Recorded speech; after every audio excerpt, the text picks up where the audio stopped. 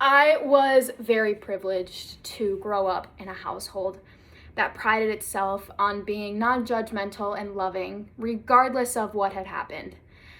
Growing up, if I were to fail an exam or a test, my parents would pat me on the back and say, "I love you, good job, we'll try harder next time." In 1933, Hitler decided to kill 3 million innocent people, all because of a difference in religion. How many times have you watched a movie or a TV show and the villain is almost always, 70 times out of 100, statistically proven? Hollywood has made movies with the villain or the bad guy as an African American or an indigenous man, the murderer, the robber, the arsonist, the bad dad, the bad husband, the bad boyfriend, and the boyfriend that kills his girlfriend because he cheated on her.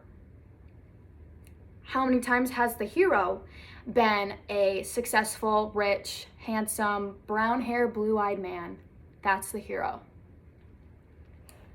How does indigenous media and media about indigenous people construct and reflect our ideologies about race, nationality, class, and gender?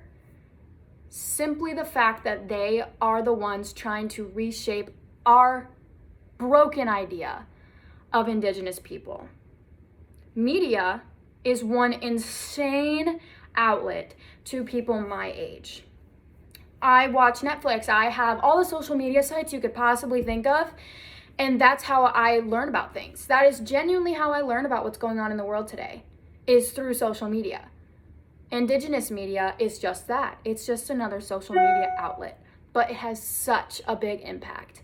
They are able to spread their awareness and their voice to us to change our idea about what race and nationality, class, and gender really is. And how are indigenous globalization connected to global indigenous futurism, you may ask? Well, both movements are very in one with each other. Globalization has a negative impact on indigenous people.